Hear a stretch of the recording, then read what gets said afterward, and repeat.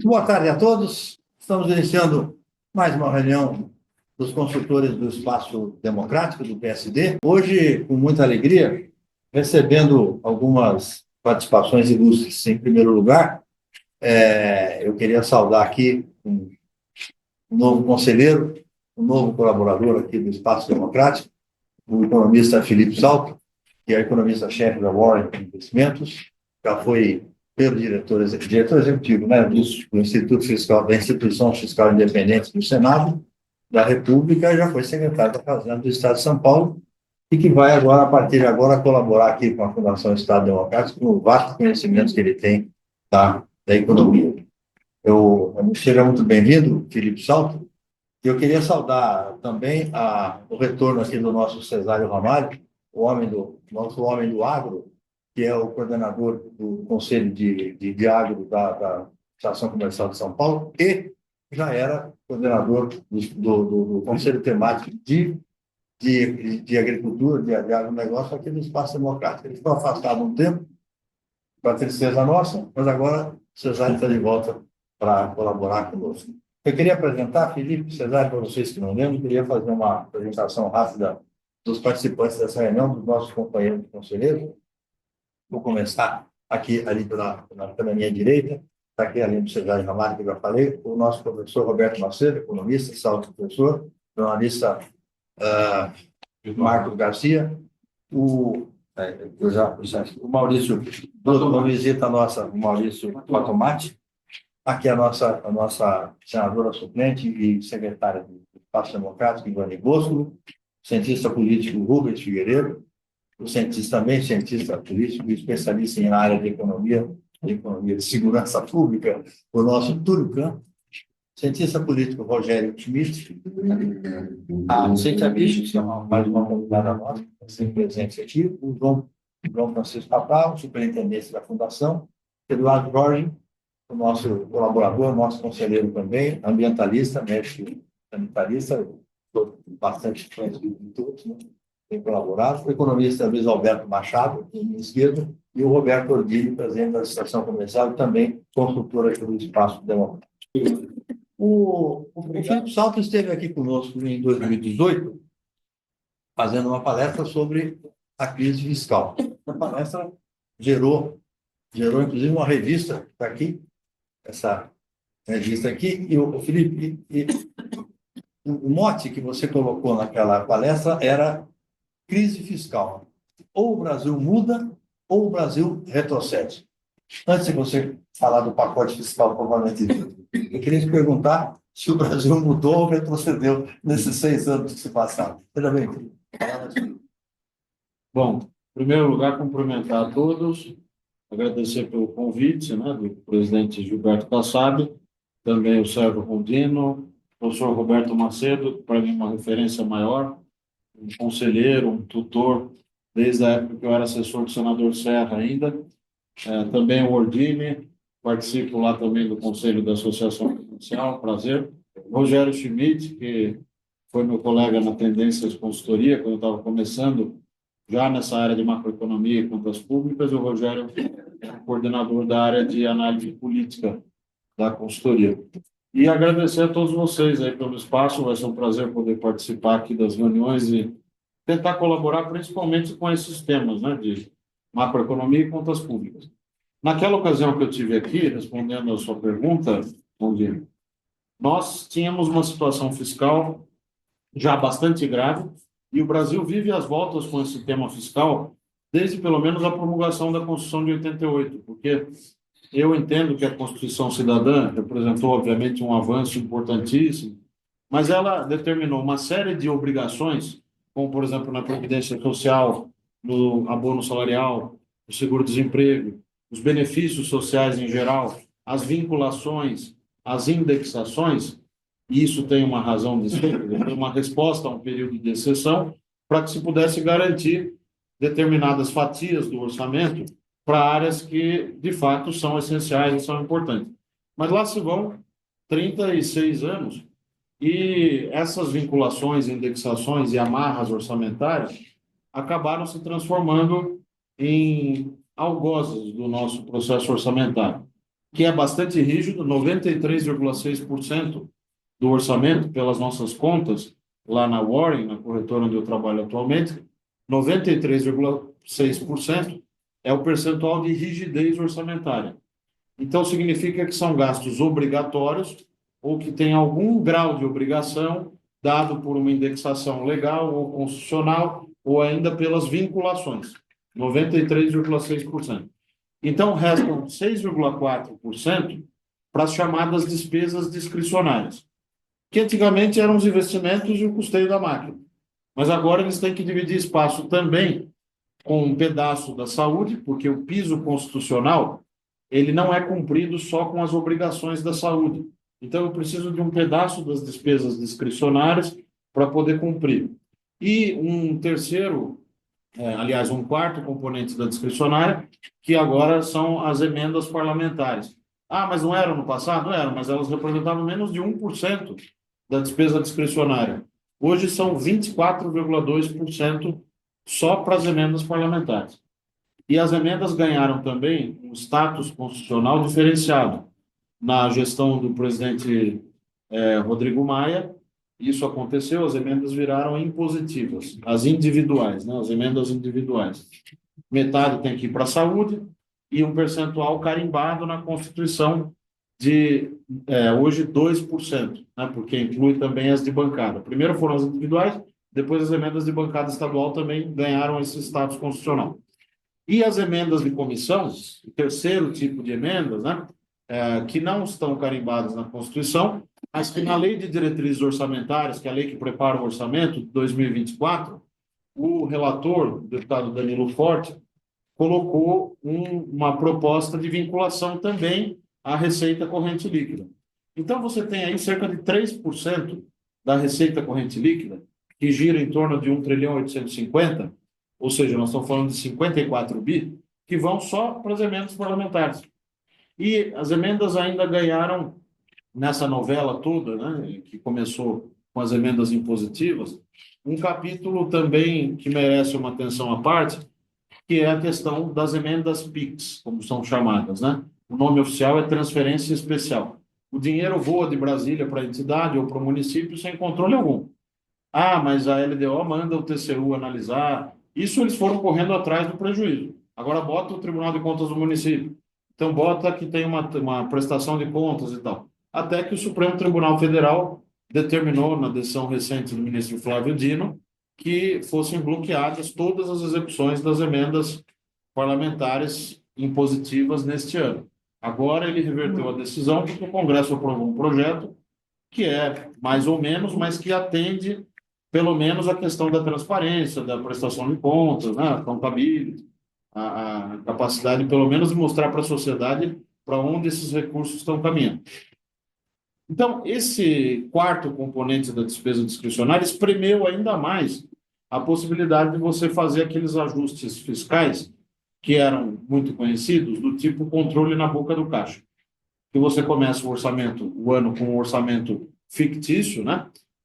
O Raul Veloso já falava lá atrás que o orçamento é peça de ficção, isso nunca foi tão verdadeiro como agora, e ia controlando na boca do caixa e contingenciando as despesas não obrigatórias, as despesas discricionárias. O espaço para fazer isso hoje é cada vez menor, porque sobrou só o investimento. O Estado brasileiro está investindo menos de 40 bilhões de reais. Então, para quem quer ter uma taxa de crescimento civilizada, e eu acho que o principal objetivo do Brasil tem que ser taxas de crescimento à altura, para a gente poder distribuir mais renda, para poder mudar o nível de riqueza do país e sair da armadilha de renda média, nós temos que investir pelo menos o dobro disso. Mas para investir pelo menos o dobro disso, nós precisamos de uma reforma orçamentária para reorientar essas emendas parlamentares e outros gastos obrigatórios que sequestraram o orçamento público da mão dos brasileiros. Porque, veja, o abono salarial, quem disse que o abono salarial é uma despesa social de boa qualidade? O Bolsa Família, sim, é uma despesa social de boa qualidade, ou pelo menos era até quando representava 80 bilhões, agora representa 175 bilhões.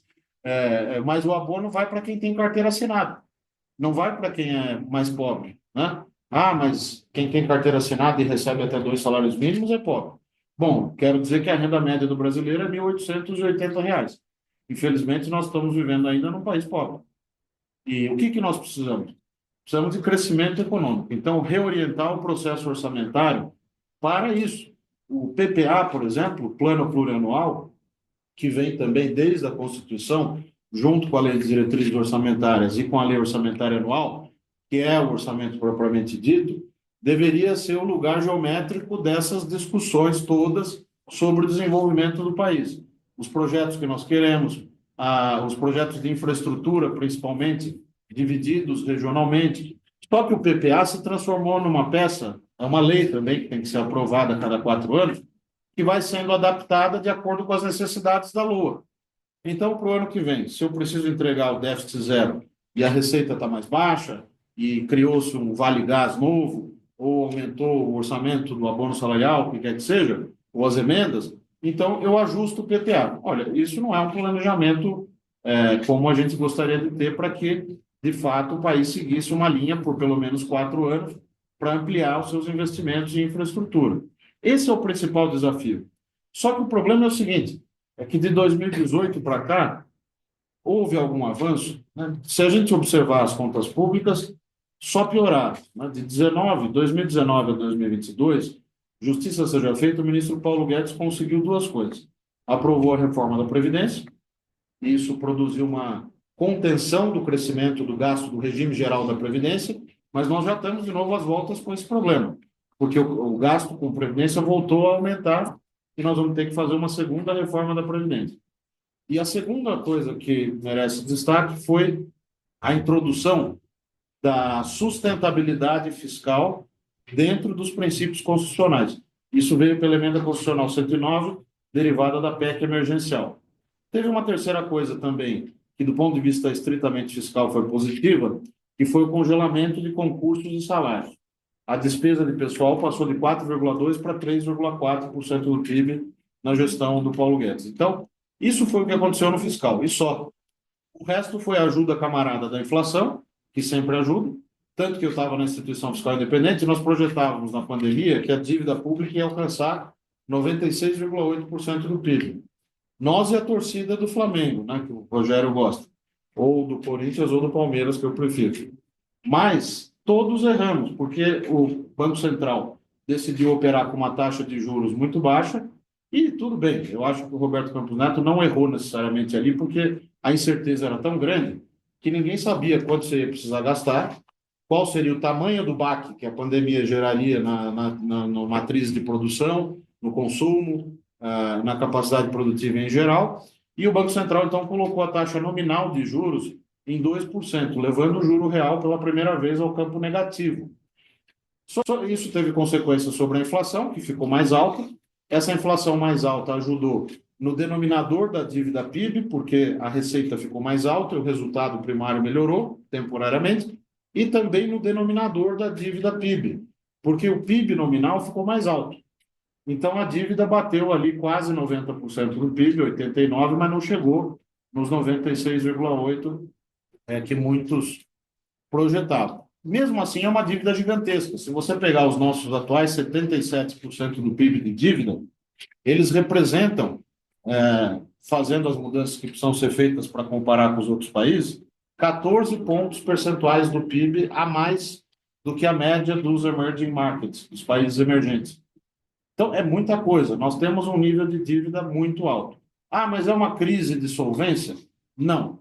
Isso, hoje eu estou no mercado financeiro e é uma coisa que eu falo sempre, porque o catastrofismo ele se espalha rapidamente, né? O Brasil vai quebrar, não vai ter dinheiro. Não, longe disso. A gente tem uma situação fiscal frágil, despesas crescentes, engessadas, como eu já mostrei, e uma dívida muito alta, o que também explica, em parte, o juro muito alto. Mas não é só isso que explica o juro.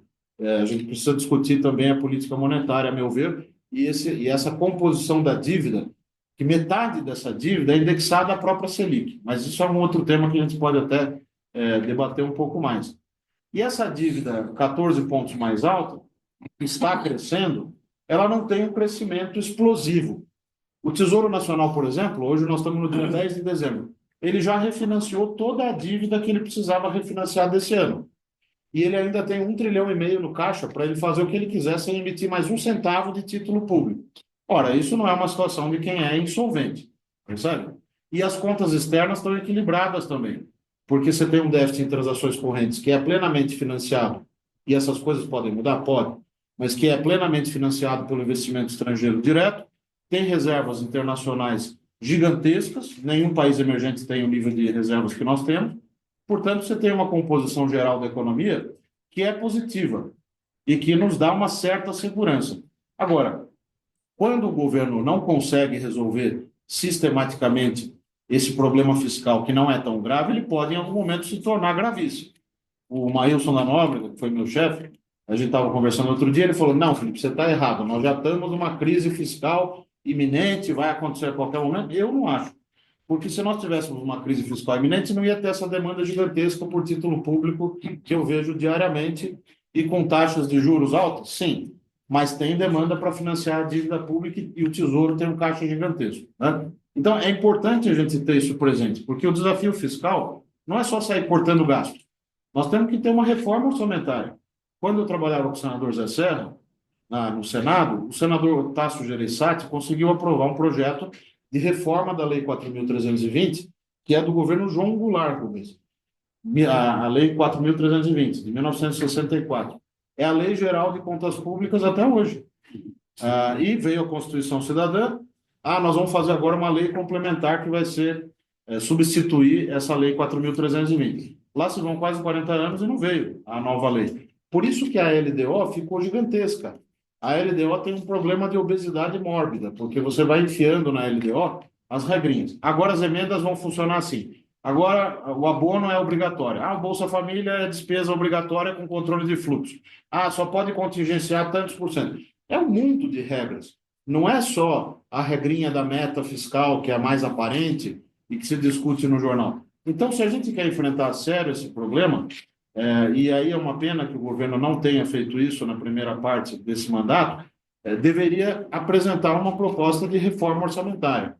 O Nelson Machado, que o professor Macedo conhece bem também, certamente alguns de vocês, ele agora está com uma iniciativa de tentar estimular esse debate sobre a reforma orçamentária, né? E eu acho que é um tema importante também para a gente discutir nesse fórum aqui, porque a reforma orçamentária não é tema para fiscalista, para especialista em contas públicas, é tema para o país discutir. Nós estamos falando da divisão do bolo. A gente arrecada 34% do PIB e a decisão sobre o gasto está no piloto automático. A cada ano, veja, nós estamos acabando o ano, já tem panetone no supermercado há mais de um mês, e os congressistas, os parlamentares vão aprovar o orçamento sem qualquer debate estrutural sobre aquilo que é mais importante, o que a gente quer para o ano que vem. Vai aprovar como veio do Executivo, claro, com os ajustes nas emendas parlamentares, porque senão a coisa não vai, né? Mas do ponto de vista estrutural, do planejamento, nós estamos perdendo muito tempo.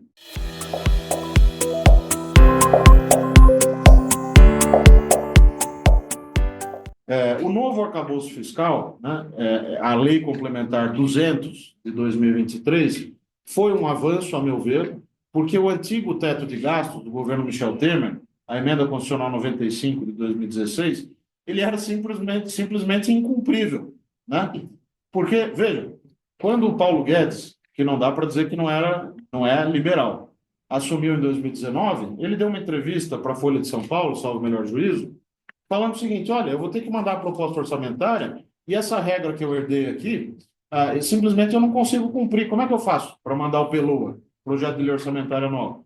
Aí o que ele fez? Enviou uma PEC, a PEC emergencial, depois veio a pandemia, o teto foi alterado uma vez por ano, a partir do ano em que ele se tornou binding, se tornou uma restrição efetiva, ele teve que ser alterado uma vez por ano. Então isso não é uma regra boa.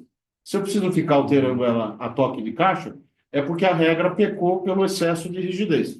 É preciso entender o contexto político também, porque o teto foi uma resposta àquele período da chamada contabilidade criativa, principalmente do governo da presidente Dilma, em que você foi desmontando o regime de metas de resultado primário, receita menos despesa sem considerar o juro, que tinha sido instituído pelo Pedro Malan ainda em 99, depois veio a Lei de Responsabilidade Fiscal, e essa destruição do regime de metas de primário, ela foi silenciosa no início. Você começou a bater determinadas despesas da meta de primário Até que em 2014 o monstro apareceu, um déficit público gigantesco, aí já estava fora de controle.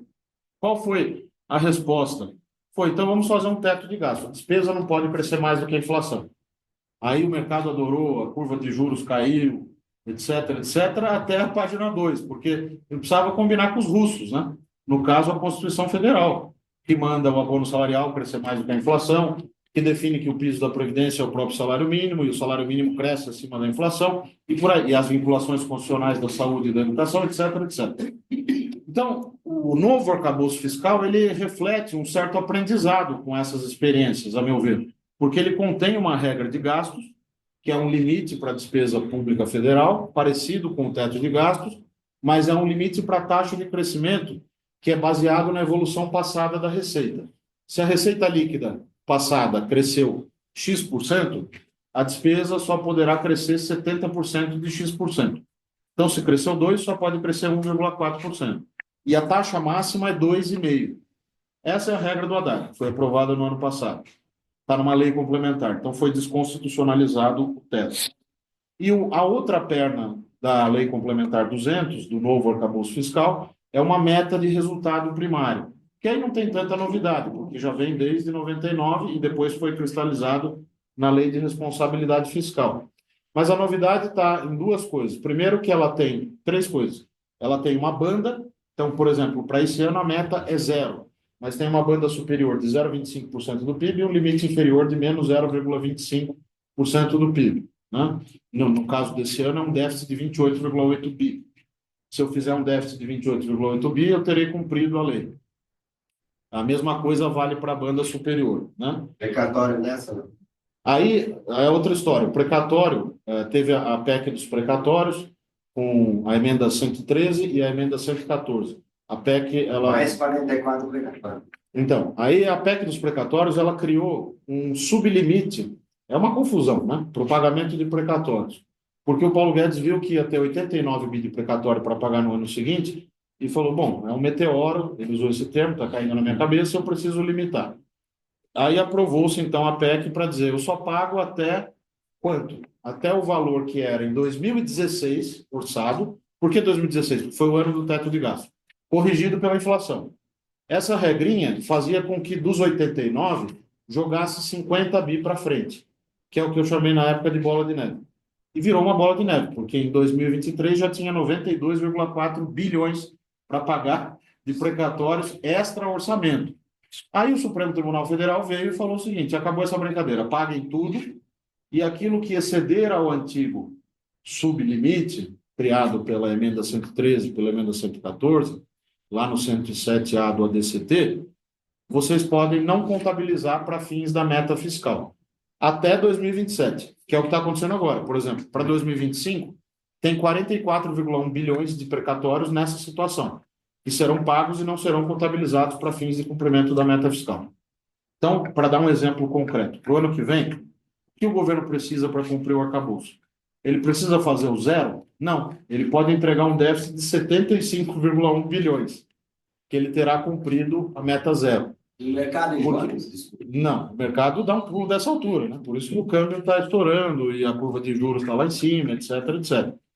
Mas o déficit pode ser de até 75,1, porque são 44,1 de precatórios, mais os 31 bi, que é o 0,25% do PIB da banda inferior. Então, 31 com 44,1. Ora, mas isso é contabilidade pura, não serve para nada. O que nós temos que ver é qual é o critério macroeconômico que precisa ser buscado a partir dessa regra fiscal, que foi a regra possível, para que a gente volte a equilibrar a dívida em proporção do PIB. E aí você tem três variáveis, a taxa real de juros, o crescimento econômico real e o resultado primário, além do nível da dívida. Mas vamos assumir o nível da dívida como dado para facilitar o raciocínio. Então, o que importa, na verdade, é a diferença do R, que é a taxa real de juros, para o crescimento econômico real. Se esse R é gigantesco, como hoje é gigantesco, a Selic amanhã vai para 12, provavelmente.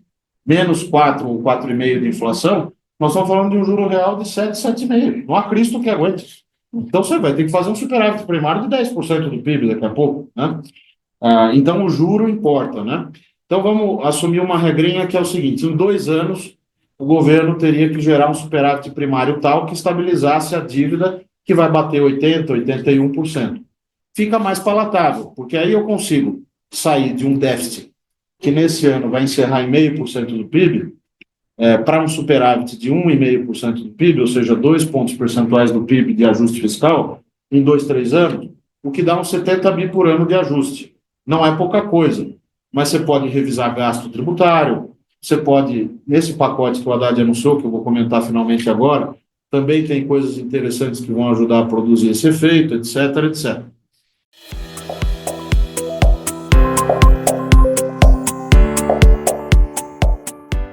Então, o importante é ter um resultado primário tal que, dadas a taxa de juros, o crescimento econômico e o nível da dívida, permita estabilizar a dívida PIB.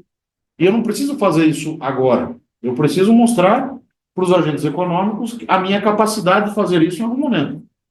Então, quando o pacote fiscal foi prometido, naquela entrevista que o Haddad deu para a jornalista Mônica Bergamo, da Folha de São Paulo, que ele falou, o mercado está certo, a despesa está crescendo muito mesmo, nós vamos fazer alguma coisa. Aí que nasceu a ideia do pacote. Aí ficou toda semana que vem o pacote, e estava negociando justamente o que entraria e o que não entraria. Teve ministro que quase pediu demissão, etc, etc, os das áreas sociais, né? E eu acho que isso é próprio do processo político, né? Você vai fazer corte e vai tocar em despesas que são sensíveis politicamente, né? E, de fato, o pacote veio com mudanças no abono salarial, no salário mínimo, no Fundeb, que é o Fundo da Educação, nas emendas parlamentares, na Previdência dos Militares e nas vinculações, na DRU, a desvinculação das receitas da União. Então, não é pouca coisa, esse é o primeiro ponto.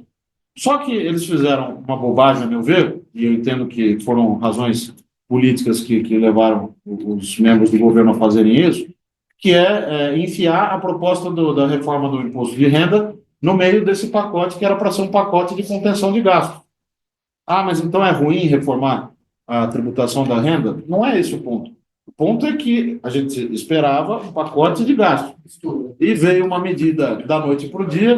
Não, nós vamos cortar as receitas. Porque o presidente Lula prometeu, né, esse aumento da faixa de isenção. Muito bem, vamos analisar se isso é uma coisa razoável para melhorar a progressividade do sistema tributário, inclusive tributando o andar de cima com 10% adicional. Ótimo, eu acho que o debate não tem que ser interditado. Mas você ficou um mês inteiro discutindo o pacote fiscal para no último dia entrar um negócio do imposto de renda e que acabou maculando. E aí o mercado... Vale lembrar que essas propostas do imposto de renda ainda não foram encaminhadas ao Congresso. Nem foram encaminhadas, porque a reação foi tão negativa que o Pacheco, o Lira e o próprio Haddad falaram que isso fica para o ano que vem, né? Uhum. E tem ainda o princípio da anterioridade. Não é só no ano que vem, só vai valer para 26. Aí, para arrecadar, por exemplo, os 10% adicionais do andar de cima, quem recebe 600 mil por ano ou mais, você vai ter que reter na fonte. Porque vamos supor que eu aprove em 2025. Aí a isenção já custa 45 bi, já vale a partir de março de 2026. E como que eu vou pagar 45 bi? Bom, eu vou ter que reter na fonte esses 10% adicionais ao longo do ano de 26, né? E depois faz a declaração de ajuste lá em março de 27, abril de 27. Então, essa confusão toda que foi feita por misturar esses assuntos foi o primeiro erro. O segundo é que as medidas não têm a intensidade necessária para produzir aquilo que eu mencionei, que é, adotando um critério de que nós precisamos estabilizar a dívida, eu preciso de um resultado primário de 1,5% do PIB positivo. Nós estamos com um déficit de 0,5% e ano que vem pode ir para 1% de novo, né? Se o pacote vingar, talvez fique em 0,7%, 0,8%, que já ameniza um pouco, mas significaria piorar o déficit primário desse ano para o próximo. O fato é que eu preciso fazer um esforço fiscal. Então, quando você olha as medidas, o que eles fizeram no abono salarial, por exemplo? O abono está previsto na Constituição, artigo 239, parágrafo 3º. Você só acaba com ele ou modifica mudando esse parágrafo 3º. Ou aquela lei ordinária 13.314, que foi da época do ministro Joaquim Levy, que ele mudou alguns critérios de elegibilidade que não mexiam no valor até 2 salários mínimos. Para mexer no até 2 salários mínimos, tem que mexer no parágrafo 3º do 239, que é o que o Haddad está fazendo agora, né? Em vez de ser até 2, vai ser 1,5. 1,5 no lugar de 2, só que vai chegar em 1,5 ao longo do tempo. Então, isso vai produzir um ajuste? Vai. Você vai economizar, mas vai demorar para gerar uma economia relevante. A segunda parte importante é o salário mínimo, né? O salário mínimo hoje ele cresce por uma regra que o presidente Lula recriou, essa regra já não existia mais, que é uma lei ordinária que determina que cresça pelo PIB de 2 anos antes, mais a inflação de 12 meses anteriores, ao mês do reajuste. Na verdade, agora é a inflação acumulada em 12 meses até novembro do mês anterior. Qual que é a proposta do Haddad? Continua valendo essa regra do PIB, porém, toda vez que essa regra do PIB superar a taxa de crescimento do novo arcabouço fiscal, por exemplo, né, se for 1,7, o PIB cresceu defasado 2,5, vai valer 1,7.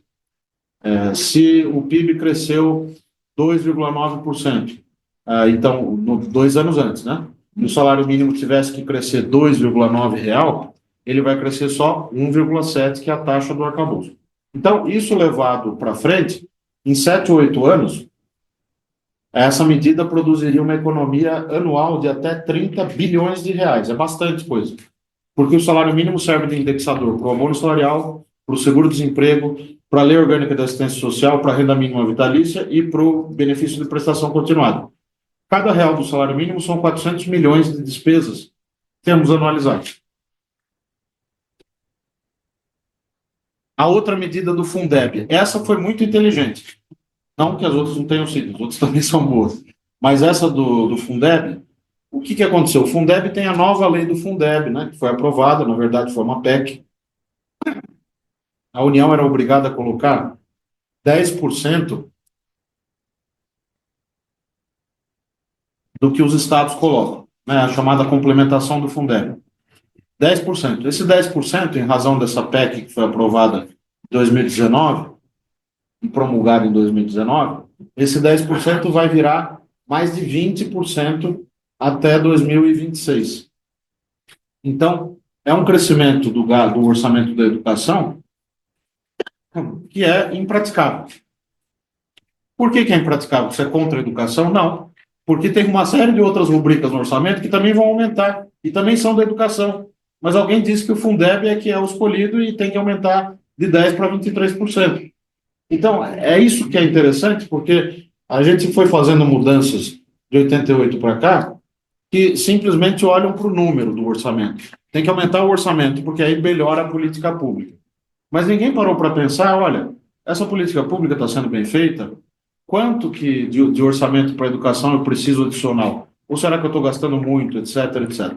Bom, claro que o Haddad não ia conseguir mudar esse percentual, essa escadinha vai continuar acontecendo, mas ele teve uma outra ideia.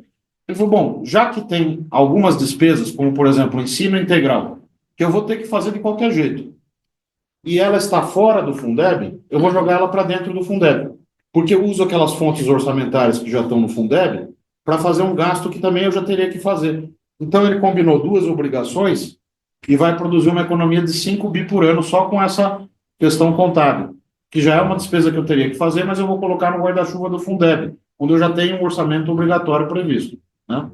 E vou deixar de fazer naquela outra fonte orçamentária que vai ficar liberada para fazer resultado primário, por exemplo. E por aí vai. Foram várias medidas, né? A Previdência dos Militares é a mais modesta de todos, fixou uma idade mínima, não mexeu nas contribuições, é uma mudança quase cosmética, economiza 2 bilhões por ano, de 1 a 2 bilhões por ano na conta do próprio governo. As emendas parlamentares, o governo simplesmente encampou o que o Congresso já tinha aprovado naquele projeto de lei do Lira e do Pacheco. Vai ter uma economia porque as emendas de comissão agora, metade vão ter que ser direcionadas para a saúde. Então, como você já tem o gasto mínimo com saúde que é dado, né, é um percentual da receita corrente líquida, você vai direcionar um pedaço dessas emendas de comissão para cumprir com aquela obrigação e pode gerar 6 bilhões a 7 bilhões por ano de economia em razão dessa mexida nas emendas. Então, a soma desses efeitos é de 71,9 bilhões em 2 anos. Eu li hoje que uma das medidas do pacote é acabar com os penduricários judiciários. Tá uma gritaria, claro que tá aquela gritaria, castas, etc. E tal. Isso é significativo, é coisa ali. Dá uns 2 a 3 bilhões, mas é significativo porque de grão em grão a galinha enche o papo, né? Mais os militares. É mais para os militares. Principalmente o Ministério Público e o Judiciário tem muitos penduricalhos. Mas outras carreiras também, inclusive dos executivos estaduais e tudo. Você, se tiver um desdobramento, pode ter um efeito importante. Tem uma proposta que é você limitar os penduricalhos a um percentual, por exemplo, 30% do volume total. É complicado, porque, bom, aqui tem gente com muito mais experiência de executivo do que eu, etc., mas o período que eu fiquei na Secretaria da Fazenda, o que eu percebi é o seguinte, você tem lá, por exemplo, o cargo mais importante depois do secretário era o secretário da Receita Estadual, subsecretário. Na época era o Luiz Márcio Souza, conhece tudo de ICMS. Ninguém conhece mais do ICMS do que o Luiz Márcio. E uma pessoa super experiente, já passou por vários governos, um auditor fiscal. Ele ganhava exatamente a mesma coisa que um auditor fiscal que está lá na Delegacia Tributária de Araraquara. Sem crítica nenhuma a esse auditor que escolheu ficar no interior. Ou Araraquara. Ou Araraquara ou Laranjal Paulista, que é a minha cidade. Pronto. Mas lá em Laranjal é tão pequeno que não tem delegacia tributária. Mas é interessante que está certo isso. O sujeito assume o risco de assinar portarias, resoluções todo dia. Se ele tiver que responder, ele vai responder no CPF dele. Vai ter que contratar advogado, tudo. Então, se ele topa dedicar o conhecimento dele, a experiência, num cargo de confiança importante, e é sério mesmo, está dedicando, ele tem que receber mais. Então, não é tão simples quanto vamos cortar os penduricalhos. Não, tudo bem, eu também sou a favor de cortar os penduricalhos. Mas vamos repensar o Estado brasileiro numa reforma administrativa que rediscuta as carreiras e que aumente a progressão nas carreiras, os salários iniciais mais baixos, salários finais você só atinge depois de longos anos de serviços prestados. Então, eu acho que nós temos que discutir uma reforma administrativa, além de cortar os penduricalhos durante esse período mais emergencial, etc, etc. Bom, certamente já falei demais, Rondina, mas a minha visão geral é de que nós temos um desafio fiscal importante, a dívida é muito grande, nós não estamos num quadro de insolvência, por conta das razões que eu expliquei, as ações do governo, no que se refere ao arcabouço e ao pacote fiscal, são positivas, de regra a gente é bom de escrever uma legislação cheia de detalhe, você vai ver a lei do novo arcabouço fiscal, é uma complexidade tremenda, se acontecer isso, então isso, se isso, então aquilo, então é uma boa regra, ela está bem feita, ela foi pensada por quem entende do riscado. Só que não adianta só ter regra, né? A lei de responsabilidade fiscal vai completar 25 anos ano que vem. Se tivesse sendo respeitada pelos estados e municípios, principalmente, nós não estávamos com uma situação fiscal nos governos subnacionais, que é um tema que a gente pode também discutir, grave como tem hoje.